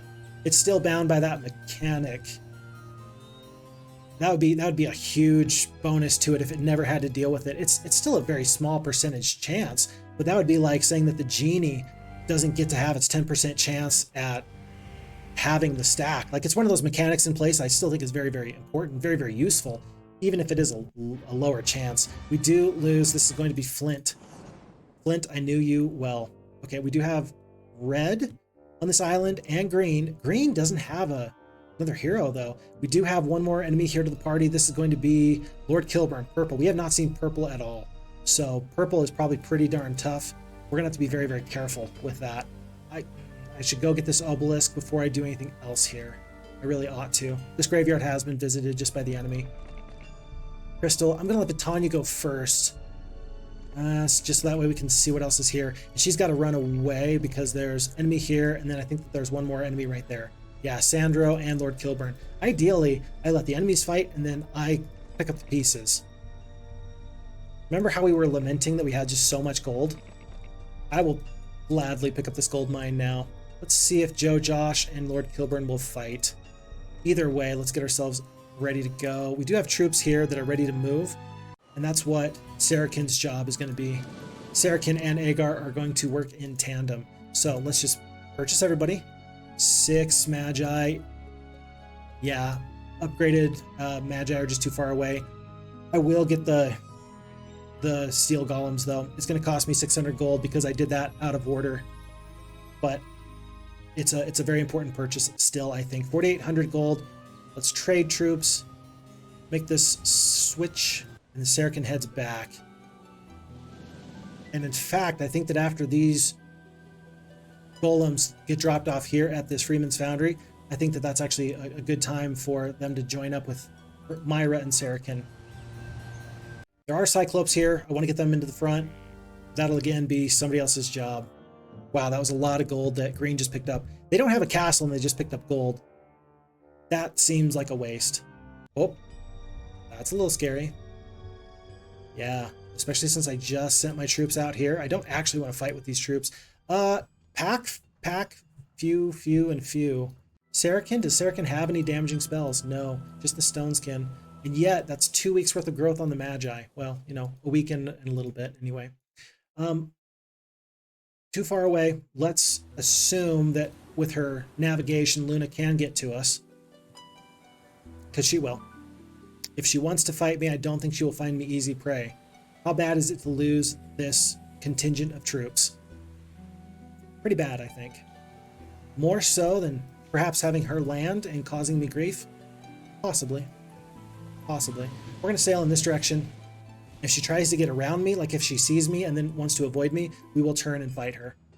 But we're going to wait for that. I think I can take out Sandro. I don't feel comfortable about fighting purple.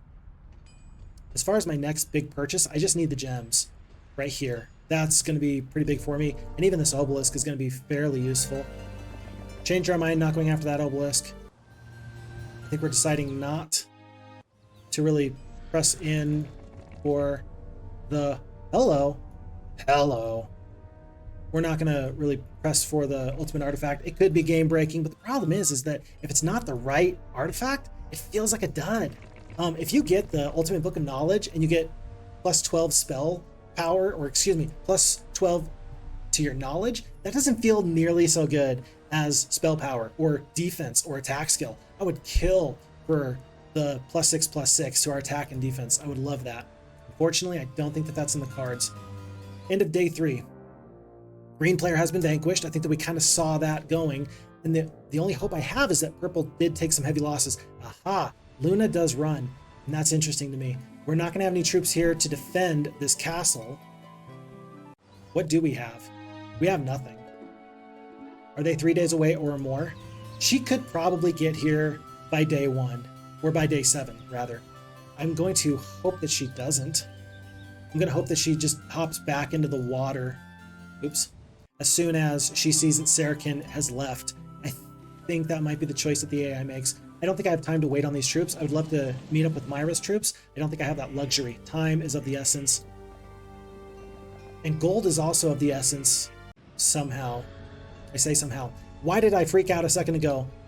I mentioned that I really wanted attack skill. Oh, buddy. We're also going to take this demon cave. The entrance of the cave is dark, and a foul, sulphurous smell issues from the cave's mouth. Will you enter? Yes, I will.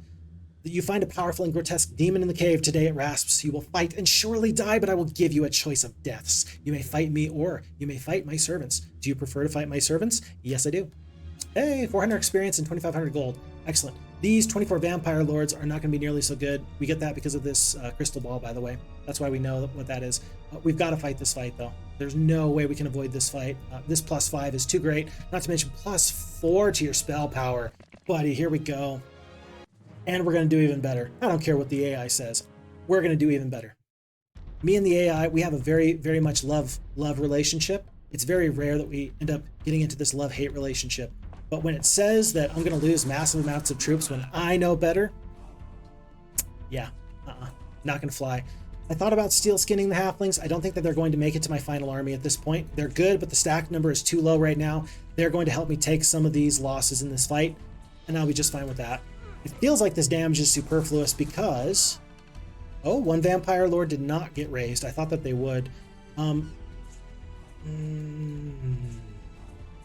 gotta be careful that I don't do a double hex attack on myself. Let's try and get these vampire lords destroyed so that way more vampires come up in this direction. Okay, one Cyclopes goes down by the skin of his teeth. We are going to cast the magic arrow because this late into the fight, I should have already cast the steel skin once. I didn't. I should have.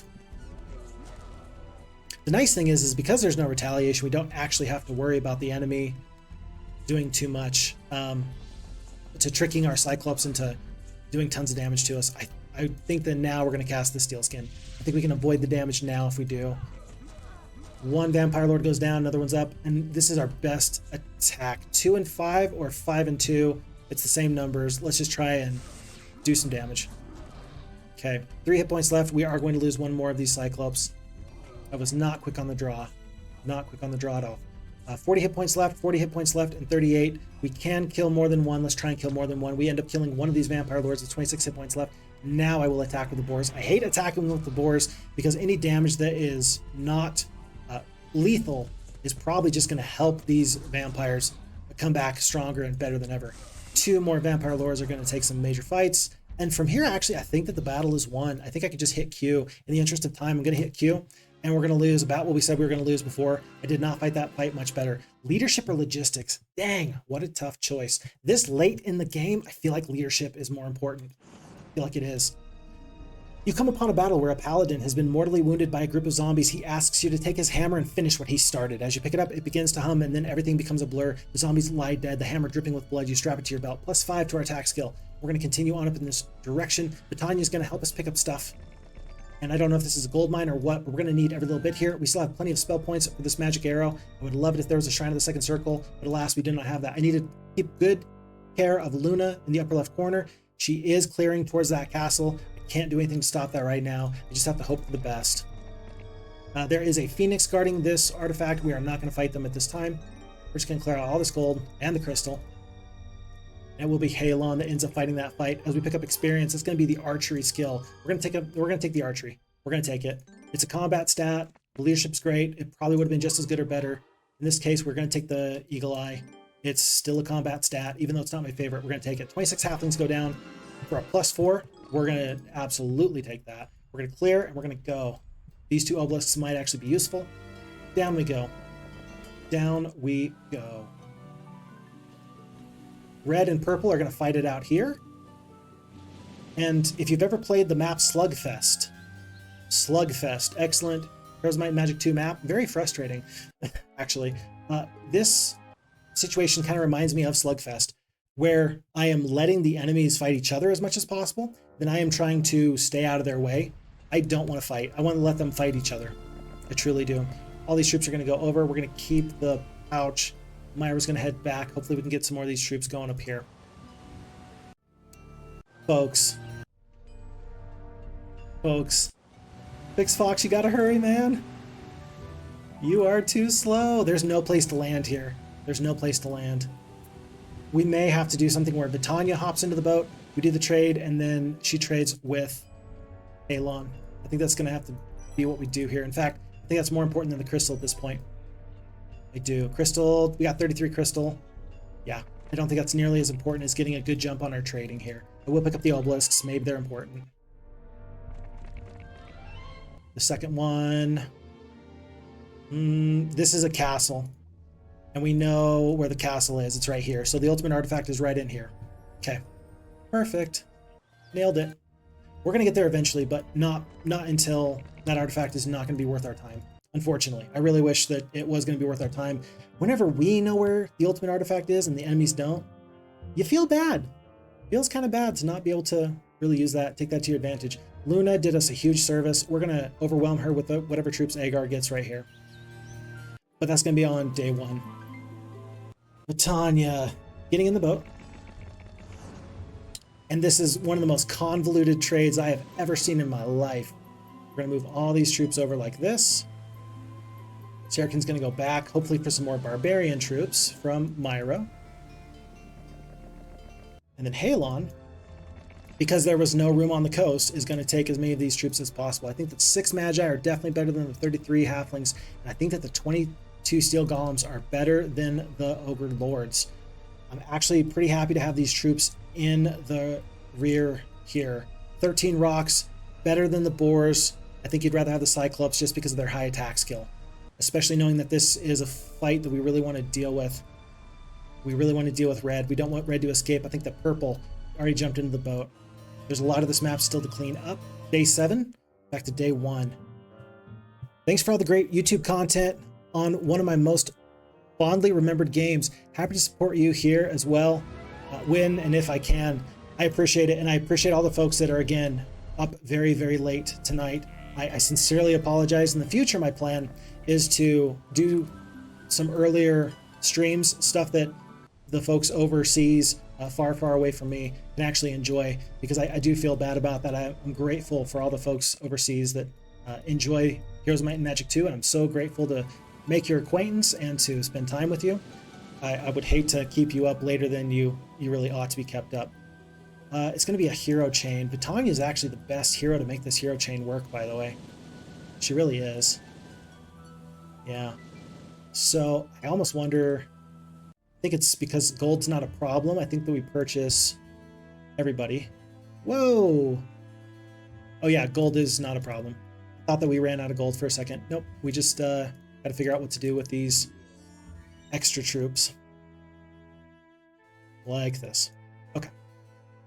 And I think we're going to take the goblins. That's just a huge stack of goblins. Even though we have the archery skill and we have all these other ranged troops, well, I think that because we have so many other ranged troops, I think that the goblins are actually going to be pretty useful. I do. So Myra is just a little bit too slow for my liking. We're going to pay the 2,500 gold for the increased flexibility. And I guess I don't really care if Luna leaves. If she wants to leave, great. If she wants to stay, Agar will take care of her. We'll save the money right now. We have 6,200 gold left. I'm not trying to upgrade that other barbarian town. I just don't think it's going to factor into my plans too much. I think that there's just more important things to do right now. And resources are a little bit closer than I would like for them to be. Oh, was that purple that just went down? I think that, no, purple just took out yellow's hero. I mentioned that we need gems. Gems get you titans. Titans get you massive amounts of dinero. I think that because the gems have already been cleared out, I think that we actually care about going this way more than this Dragon City. The losses aren't going to be very kind to us.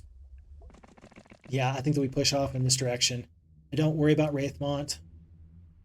I do worry about Carlon, except she's level 2.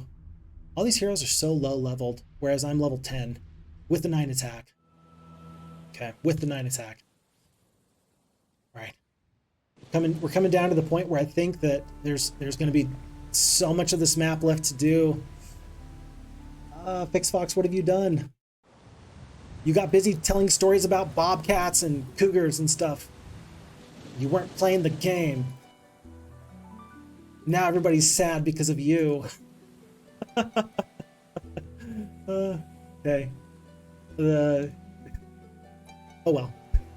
I'm having a good time. And I hope that you're having a good time too. Even if unfortunately we don't get to the very end of the scenario, which I think unfortunately it's looking more and more like that's less likely to happen. I think we're just going to have to deal with the consequences of my actions. I want to have 2 heroes going. I just don't want it to be a level 1 hero that's going to eat some terrible, terrible damage from Jezebel or from these other heroes. This is a time where I wish that I'd given other heroes lots of experience, because one hero is spread too thin. The logistics on this map are too thin. You've got to have multiple heroes. What opportunities do I have to get additional experience? Down here with the unicorns. I mean, there's sirens to the very south of the map here. If there's any troops you don't want, but the problem is I want and I need every single little bit of troops I can get. I don't feel comfortable about landing here with Jezebel. It's 8 Cyclopes though. If you can defeat red, you're going to be in good shape. Let's move to this point so we can land next turn. And if we can get a Warlock castle, and we have the Warlock and the Wizard castles, even if we lose the Barbarian towns, we're still going to be set up for success. That'll still be the long-term successful route that we can go. It's not a win now situation, but quite frankly, this game rarely is. In fact, the games that are win now or just go home are not my favorite. I prefer the maps that take some time to develop. Like we talked about earlier with Pyramid. Great map, love it, but it's all about how quickly you can rush. And it's a very interesting tactic, it's very fun, but still, it leaves something to be desired, I think. I don't play Heroes of Might and Magic because I like to min-max the game. I really don't. I really absolutely prefer to adventure. I love to, I love how the story develops. I love how the story develops in Heroes of Might and Magic 2. Because every single game you play is inherently its own little story. And if you lose your hero early on, that's not a failure. That's just an opportunity for you to make some kind of massive comeback. And I mean that with all my heart, from the very bottom of my heart. And that's the kind of thing that I really enjoy. I'm going to get rid of the centaurs here. We're going to do a full defense. I don't love Agar's chances here. Not against Carlon anyway. But we must do the very best we can. If we land right here, then Jezebel must fight us. She can't hide in her castle because you can't go on the diagonal. You got to go north and south. You can't go into a diagonal. You can in Heroes 3, can't in Heroes 2. It has to be north-south to get into a town or castle. So by landing there, we effectively choke her out of that position that she would like to get some leverage in. But this fight, I think that we're going to make it just 1 or 2 more turns, and then we're going to have to call it. I'm sincerely apologetic. I do sincerely apologize, but I'm glad that we've been enjoying ourselves. I'm glad we've been able to fill up the entirety of this time. I don't think that this has been time wasted. I really don't. If you have any suggestions, if you have any ways that I can improve, if there's any things I can do different or better, I would love to hear it from you, because I am brand new to this. And while I've really taken an effort to get better at making videos and being engaging, I still have a long way to go. And I'm grateful that I've got a long way to go, because I think I can get better. But I need your help. And so if you can spot anything, any constructive feedback, give me more than just, dude, you suck. That's not going to cut it for me. Give me something constructive, and I will appreciate you forever. What? Really? Oh, we might be ending this on disaster. Okay. 6:53 here my time. This might be the final fight. We do have magic arrows at 20 points of damage a time. We do have to come through this gate. This gate is so much. The moat, left turret, right turret, and the captain of Troy, my word. Okay. These centaurs are going to cause us so much grief. Even though we're doing half damage to them, we must take them out. There's one single centaur to the bottom. Not nearly so worried about that. We've got to get lucky with our turret shots. This curse, I think that we can dispel that before we actually end up fighting. But for now, we're just going to move to the center of the fight and then try to respond either to the north or to the south, wherever there is a break in the wall. And it needs to be the Cyclopes that go in there first. I'm even going to take a little bit of a preemptive step into the moat there. Not with the Cyclopes, though, because they're going to take so much damage from these turrets, and the -3 defense that they're going to pick up is too scary for me. If you stand in the moat, you're at -3 defense. I will put the Ogre Lords in here, so that way if we come through this gate in 1 second, the Ogre Lords at least can get through. We do not get through for another turn. Oh, don't tell me it's just bad RNG. We've gotten excellent RNG. We've already mentioned that. I would hope that our luck does not dry out. Not right now. Not right now. 11 wolves, 18 Ogre Lords are knocking at the door. The Griffins are going to let us in. They're paralyzed, but we're going to take that, because any retaliation is going to be at half strength because of the paralyzed. Interesting. Very interesting. In fact, I guess that's a point of contention. Hold on. No, if you're blinded, you retaliate at half strength. If you are a Griffin and you are paralyzed, because you have unlimited retaliations, you always retaliate. You still get to retaliate. That's amazing. I had no idea. No idea. We have to go through these Griffins. We are going to bless the Cyclopes. It's their turn. We must break through these Griffins. 3 left. The Ogre Lords are just sitting. They're waiting. The Griffins must be the ones to go down. And now that we have access, at least, we can respond to the north or to the south. These gargoyles are such a load. This is not good, but we do have access with these Ogre Lords. I think that the War Trolls can acquit themselves pretty well against those creatures there. Cyclops, we're once again going to bless them. I could bless the Ogre Magi, better or worse. 12 attack, 9 attack, 9 defense. We're going to be doing bonus damage or even damage on both of these creatures anyway. I think that we hope that we get the paralyzed with the Cyclopes, but otherwise the Ogre Lords are going to be the ones that take the bless. We do get the paralyzed. That's actually excellent. And these troops should not get to retaliate. These Hydras do not get to retaliate, unlike those Griffins just did. We're doing tons of damage. Off the strength of these 16 Ogres, we are going to be in a good position. Goblins and Wolves need to pull back to help out the Trolls. The Trolls are very tanky. They're going to do a pretty good job, but at the end of the day, you got to keep them as safe as possible. Thankfully, their regeneration is coming through huge. I think that the 1 magic arrow to the bottom centaur just to clean up this battle is going to be useful. The Hydras I'm still worried about, but really it is these Gargoyles who are now doing full damage with these War Trolls who are going to really be the scare for me. I'm going to to let the ogres deal with these hydras. I completely and utterly lied to you. My sincerest apologies. We're just going to do the very best we can to clean this up. I would hate it if the gargoyles, with their superior speed, started to fly around the map just to avoid me. They sure could. I sure hope that they do not. We are going to turn this loss into a victory. I am grateful for the way that the RNG worked out just with these walls, and ultimately we do come off the victor. Pretty expensive. 5 Cyclopes, 21 wolves, 66 of the goblins. Ouch. But we now have a foothold here. And Jezebel, if she wants us, she can have us. Oh, we can't necessarily stop her, but she's going to have to come through a whole ton of these extra troops, picking up the tavern so we can get a little bit of extra morale for the future. And folks, that's going to be it. That's going to be where we end it. That's a good way to end the stream. Turn defeat into victory. I agree. Thank you so very much. I appreciate everyone's good vibes there. We needed every little bit of that. Thank you so very, very much. So folks, with that being said, I am going to just save this off. I would hate to have to come back later and do a different scenario. I want to make sure that we end this up. And I will plan on streaming again. This was very successful. I appreciate everybody that helped make this successful. I will post this video to YouTube for those people who did not get the opportunity to be here for the stream. But I will get something of a semblance of a regular streaming schedule in the future. For now, though, we're just going to have to catch these where we can. One last thing, just so I can just make sure that I just want to show off for a second. It was, well, first off, this is the FHeroes2 team. If you haven't seen this, FHeroes2 engine 1.1.0. This is the team. All of them excellent, very responsive, terrific individuals. And then the new map editor is here in the bottom right. If you haven't played around with it, it's fantastic. I did a video on that just as a little bit of a tour, but I think you can do the exact same. And then I do just want to show off Pyramid last night. It was 22 days. I was pretty proud of that. And yet I still think that you can save a lot of time. So there's a lot of Heroes of Might and Magic to be played, but that's going to be for another time. Folks, look after you, look after your friends, look after your family, and I'm looking forward to seeing you in the next one. My name is Phixfox. Take real good care. I'm out.